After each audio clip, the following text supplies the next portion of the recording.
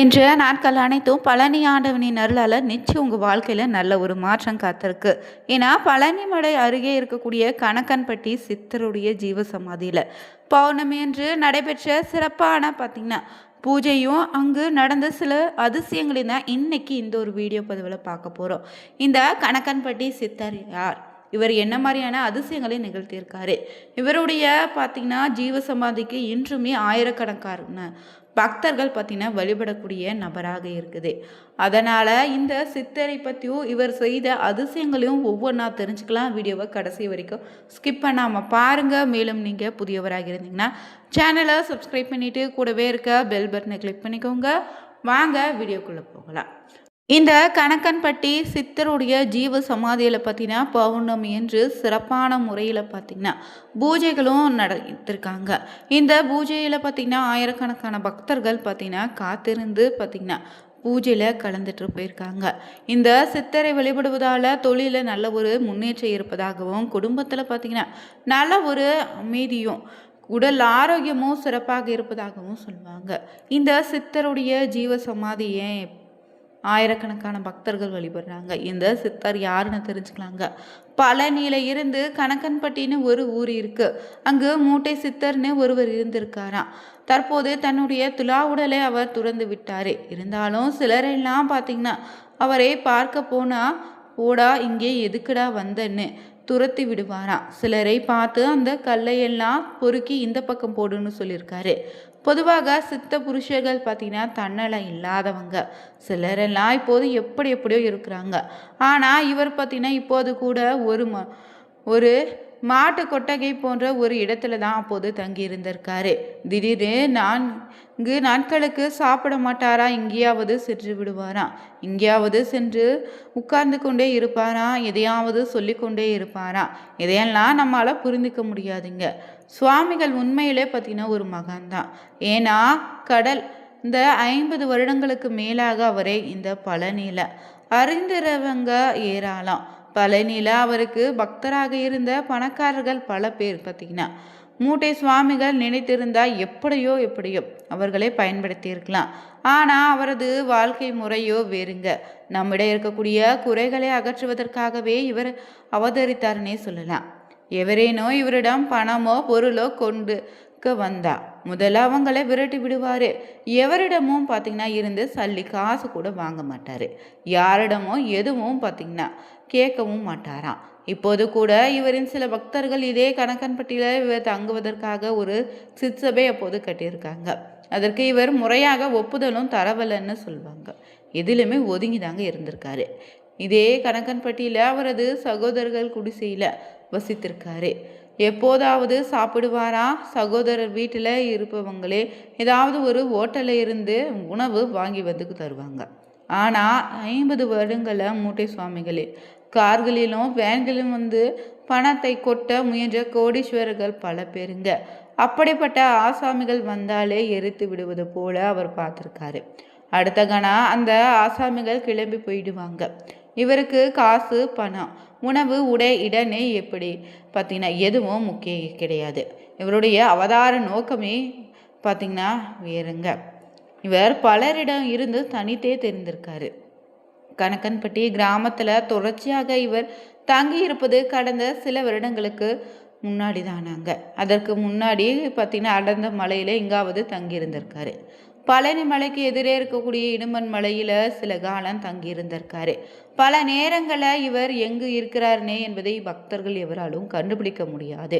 உச்சி வேலையில் கொளுத்தக்கூடிய வெயிலில் மலைக்கு மேலே ததிக்கின்ற ஒரு பாறையில் அமர்ந்து தியானத்தில் இருப்பாரா. பெயின்னு கொட்டும் மலையில் கூட முழுக்க நினைத்தபடி அதே பாறையில் படுத்து இருப்பாராம். இயற்கையில் எந்த ஒரு சக்தியும் இவரை பாதித்ததே கிடையாதுங்க. மூட்டை சுவாமிகள் அற்புதங்கள் பற்றினா ஒரு பக்தர் நம்மிடம் சொன்ன ஒரு விஷயந்தான் என்னென்னா, ஒரு மழைக்காலத்தில் அதிக வோல்டேஜ் மின்சாரம் பாய்ந்து கொண்டிருந்திருக்கு. ஒயர் ஒன்று அருந்து நடு ரோட்டில் விழுந்து கிடந்தது. இதை கண்டு அனைவரும் அஞ்சு நடுங்கி அந்த பக்கமே செல்லாமல் இருந்தாங்க. சுவாமிகள் ரொம்ப சாதாரணமாக பார்த்தீங்கன்னா சென்று அந்த ஒயரை தன் கையால் எடுத்து அப்புறப்படுத்திருக்காரு. சுவாமிகள் தியானத்தில் இதே போல் ஒரு முறை பேச்சற்று கிடந்தபோது பதறிப்போன சேலத்து பக்தர் ஒருவர் தாங்க. இவரை கொண்டு போய் ஆஸ்பத்திரியில் சேர்த்து விட்டு போயிருக்காரு. அங்கு சுவாமிகளை பரிசோதித்த பார்த்த மருத்துவர்கள் மூச்சே இல்லைன்னே இவர் பார்த்திங்கன்னா ரிப்போர்ட் எழுதி இவரை மாச்சுரியில் வச்சுட்டாங்க. அடுத்து சில மணி நேரங்களில் சுவாமிகள் பழனியில் ஒரு மலையில் தவத்தில் இருந்தது தான். மாச்சுரியில் சுவாமிகள் இருந்த அறையை பார்த்தபோது அந்த ஆசாமிக்கு அதிர்ச்சி, இங்கே அவர் இல்லைங்க. இதே போல் பழனி கல்லூரி வேலை பார்த்து வந்த பேராசிரியர் ஒருவரை இன்ன தேதியில் இறக்க போகிறார்னே முன்கூட்டியே சொல்லி இருந்திருக்காரு. இந்த ஞான திருஷ்டியில் மூலம் சுவாமிகள் சொன்னார்னு தெரியல.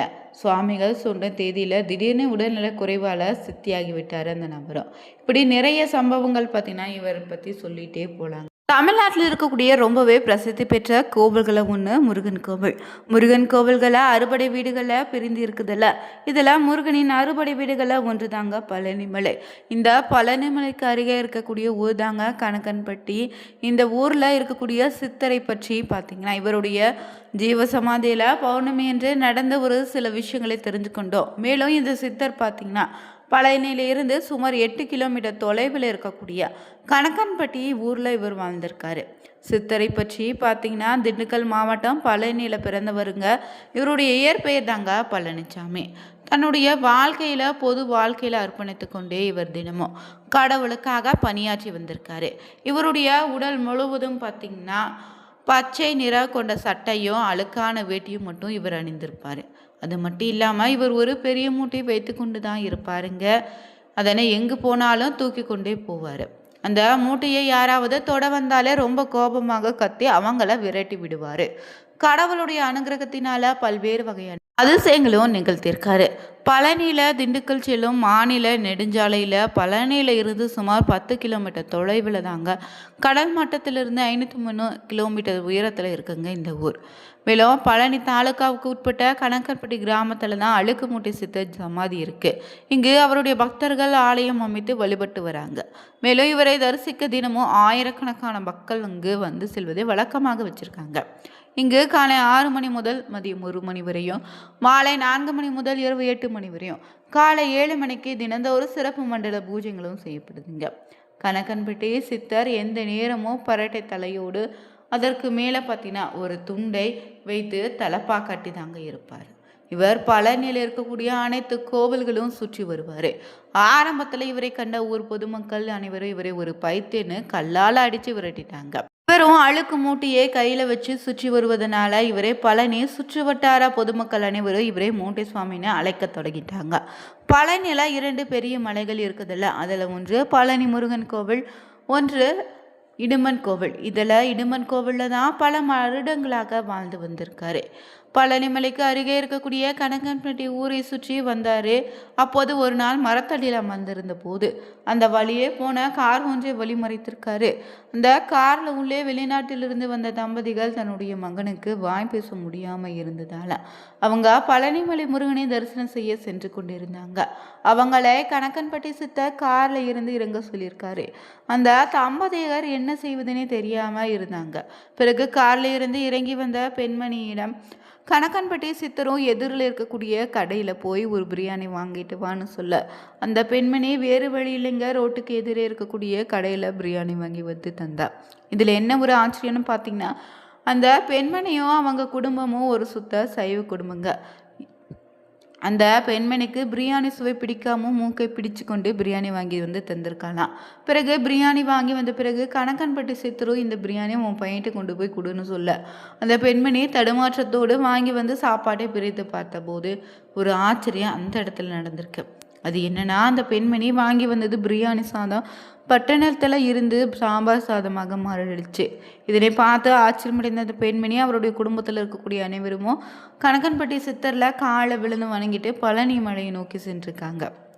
அந்த குடும்பம் சென்று கொண்டிருந்த போது இவங்களை நோக்கி லாரி ஒன்று வேகமாக வந்திருக்கு. அதனை பார்த்த அந்த சிறுவன் அம்மா வண்டி வருதுன்னு கத்த தொடங்கிட்டான். இதுவரை அந்த சிறுவன் வாய் பேசாமல் இருந்து அந்த பெண்மணி அந்த சிறுவன் வாய் பேசுவதைக் கண்டு மகிழ்ச்சி அடைந்தார். இவங்க முருகனை தரிசிக்காம மீண்டும் திரும்பி வந்து கணக்கன்பட்டி சித்தரை வணங்கி சென்றாங்க. இதன் பிறகு கணக்கன்பட்டி சித்தரை கண்ட பிறகு ஏராளமான நன்மைகள் நடந்ததுன்னு சொல்றாங்க. இவருடைய ஜீவ சமாதியில் பார்த்தீங்கன்னா வழிபட்டா ரொம்பவே சிறப்புங்க.